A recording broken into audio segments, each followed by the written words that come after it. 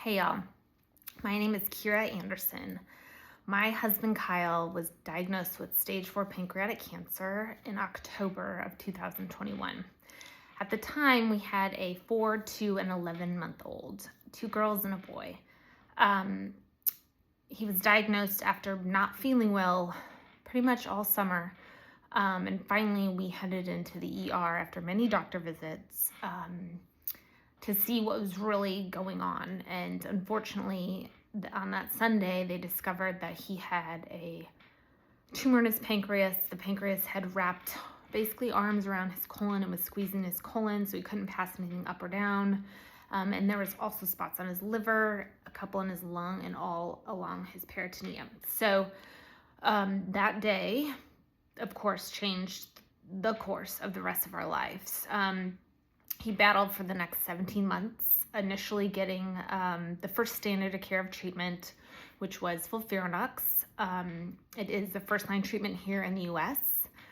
Unfortunately, less than 36% of patients respond to that treatment. My husband had a mixed response, and then the next option is Gemzar Abraxane, and that is even lower, has an even lower response rate. And so in the middle of all that, we asked the doctor, Kyle's doctor at Siteman Cancer Center, what else there was. And he is a researcher, and so he said there's nothing on the market currently, but there are things in labs right now that look really promising. So we did a little more research and asked quite a few more questions.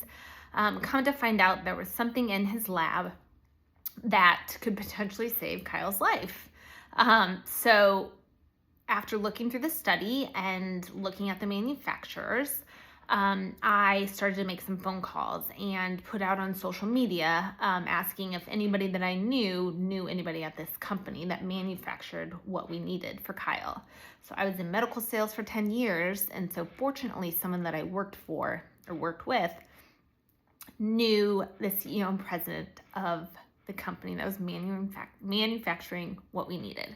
So I went ahead and called him, told him our story. He said he's going to need to talk to his board that Monday. And lo and behold, after looking at who was on his board, listed number 2 on his board as someone that I worked for in my prior career. So I reached out to him and told him the story, and he said he will do everything he can to get the board on board.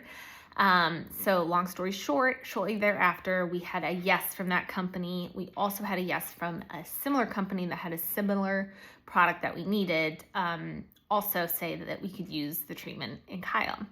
And so Dr. Lim created a study of one, and this is called compassionate use. If a researcher has something really promising in their lab, and they have a patient that there are no longer any other options, they can choose to do compassionate use on one patient. And so praise God, Kyle was able to be that one patient, the first patient to get this treatment in humans.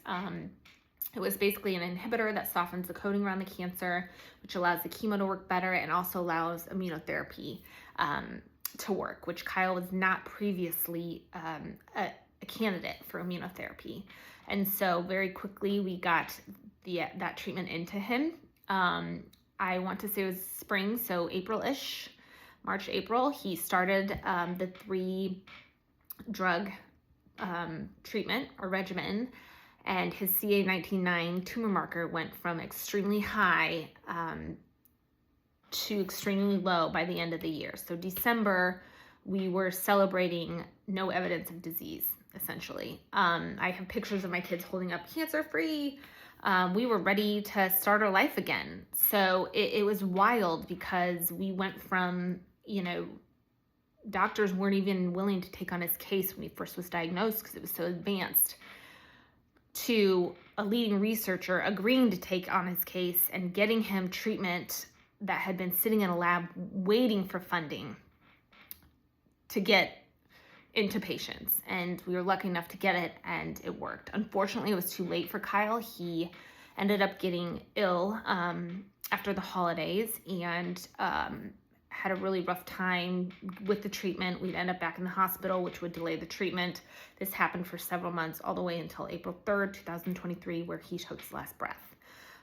So I have continued to raise money in honor of my husband. We started a fund right away, actually, when we learned about the study, thinking that we were going to have to fund a phase 1 trial, which is 50 to 60 patients, and hoping that Kyle would be one of those 50 to 60 patients. Again, luckily we got compassionate use of the treatment, but we have continued to raise money. We have raised over $2 million the last few years.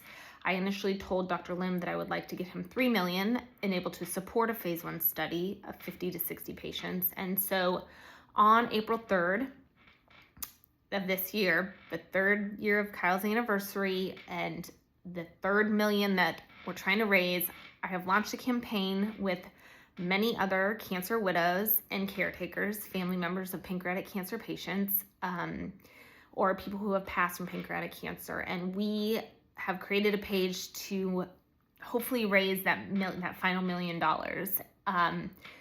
Really good news regarding the study that Kyle is in. It's now in 10 other pancreatic cancer patients. It's now in 20 stomach cancer patients and soon to be colorectal cancer patients. And so the treatment is doing well. It is doing what it did in the lab in those mice, what it did in Kyle and these other patients. It is saving people's lives. All of these are stage 4 patients. So I'm on fire and I feel very passionate about this. So if you knew Kyle and loved him, or if he helped you in any way, he was an amazing man.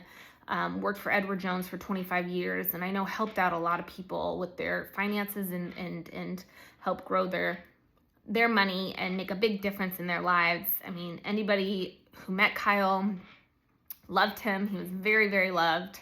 And he, his passing leaves a huge hole in my heart and the heart of my children. They are now 8, almost 9, almost 7, and 5.5.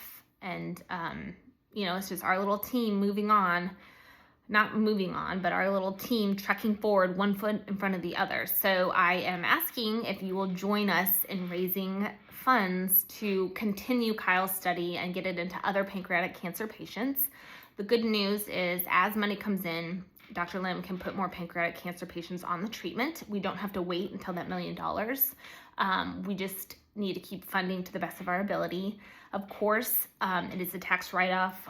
We do allow donor advised funds are also welcome. Any questions about that, please come send me a message, find me. I will give you the contact information to get those funds to the right place. Thank you so much for listening. Thank you for your consideration. Let me know if you have any questions.